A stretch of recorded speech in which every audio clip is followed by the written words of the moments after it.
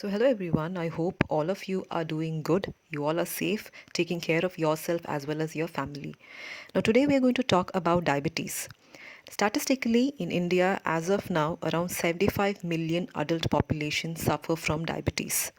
Now, as we know, diabetes is a progressive disease. That basically means that if you are diagnosed with diabetes today, you have been in a pre-diabetic stage since long. Hence, from today onwards, you have to follow certain lifestyle modification so that you have a good quality of life. So, the minimal diabetic education is often referred to as the A to F in the diabetic care, wherein A is A1C or HbA1c. Now, what exactly is HbA1c? We know that we have RBC in our body. Hemoglobin is basically in the RBC. The role of hemoglobin is it basically binds to the oxygen and conveys the oxygen throughout your body. Now, when your body starts processing glucose in the bloodstream, it combines with hemoglobin and forms what we call as a glycated hemoglobin or glycohemoglobin or just HbA1c. Now, we know the RBC has a lifespan of 120 days or 3 months. So, this glycated hemoglobin also has a lifespan of 3 months. Hence, it's always advisable that a diabetic patient should get their HbA1c checked once in 3 months. Now, higher the level of A1C, that is higher the level of glycated hemoglobin in your body, indicates that there is a poorer control of blood sugar levels. Now, normally, presently, the guidelines basically maintains that each patient has individual target A1C level that we call as a patient-centric A1C level. But again, anything below 6 is considered to be normal. 6.5 being pre-diabetic and more than 6.5 is again diabetic. So over here under this particular section, that is HbA1c, the key takeaway for you should be that a diabetic patient should get their A1c checked once in 3 months to get an idea about the sugar level in your body for the past 3 months. The B in diabetic care is blood pressure. The normal blood pressure is 120 bar 80 mm of Hg. In case of a diabetic patient, less than 130 bar 80 mm of Hg is considered to be normal. Now, a diabetic patient is always at a higher chances of having a high blood pressure because increased amount of glucose in your blood vessels, it damages the walls of the blood vessels, resulting in hardening or what we call as the atherosclerosis, this ultimately leading to a high blood pressure. Now, if the blood pressure is not under control, this would ultimately increases the chances of you having a heart attack or even a renal failure.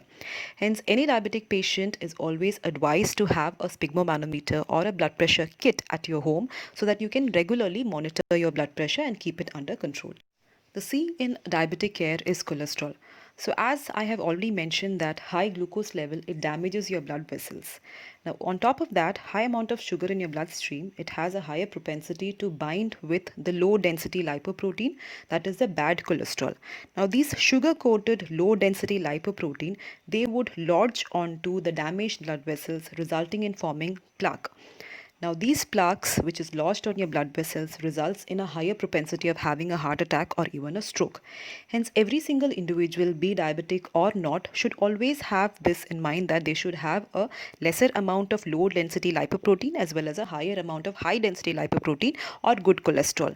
Now, the cutoff of these cholesterol levels or these different types of cholesterol levels are so that is LDL level should be maintained at less than 100 mg per deciliter. HDL should be more than 40 mg per deciliter in men and 50 mg per deciliter in women. Triglyceride level should be less than 150 mg per deciliter and your total cholesterol level should be less than 200 mg per deciliter. So this was the A, B as well as C in diabetic care, that is A for HbA1c, B for blood pressure and C for cholesterol. Now the next important aspect is the lifestyle modification in a diabetic patient, which always starts with diet, that is D for diet. Now, an appropriate plate of a diabetic patient should have half of it reserved for fiber, that is vegetables, green leafy vegetables as well as fruits. Now, when we talk about the other half of the plate, it should have a good amount of lean meat if you are non-vegetarian, and if you're vegetarian, a good plant-based sources of protein, and the rest of a very small amount should be the carbohydrate. So the carbohydrate intake should be less than 60% of your daily calories. Now, if you're talking about the sugar, the processed food, carbohydrate food, the soft drinks, sweet tea, even the white bread or white rice, these should be minimal or even nil. So E is for exercise, hence the lifestyle modification is not just modifying your diet, it also includes inculcating exercise in your normal daily routine activities. That is, multiple studies have shown that by just reducing your weight by 1 kg, there is reduction of around 0.1% in your HbA1c. So at least have 30 minutes of cardio exercise, aerobic exercises like running or brisk walking. Once you're comfortable with this, you can always start with mild weight training after consulting your physician. Hence, the diabetic management is basically a combination of medication, diet, as well as regular physical activity. So last but not the least, F is for foot care. Now, as we know, diabetes is a progressive disease which damages the blood vessels. Now, if the blood vessels or the capillaries which carry oxygen as well as nutrients to the nerves are damaged, it just causes the damage of the nerve too. And a damaged nerve wouldn't be able to send signals, and this is what we call as the diabetic neuropathy. Now, nerve damages often make you lose the feeling, hence even a minor cut, it can go unnoticed and it can become a big sore or an ulcer. Hence, a diabetic patient who has an uncontrolled blood sugar level should inspect your feet daily, bathe your feet in lukewarm and never hot water. Again, moisturize your feet but never in between the toes to prevent any fungal infection. Cut your nails very carefully, never clip it too close to skin to avoid any cut. Again, wear clean, dry socks. Shake out your shoes, make sure that there's nothing inside your shoes which can cause any cut. Again, never walk barefoot. So, the key takeaway from this session is that a diabetes cannot be managed just by medication.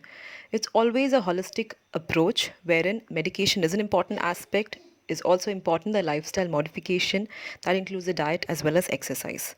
Now, as mentioned, diet should be always a very high amount of fiber, very less amount of carbohydrate, that is less than 60% of your total caloric intake, with processed food, refined food being absolute no-no. Along with that, exercise, that is around 30 to 40 minutes of aerobic exercise on a daily basis. Now, I've also provided you a link to the American Diabetic Association guidelines on diabetic care, which would further provide you with certain guidelines on what to do, what not to do if you or your near ones have diabetes. On that note, I hope this was helpful for each one of you. Thank you and stay safe.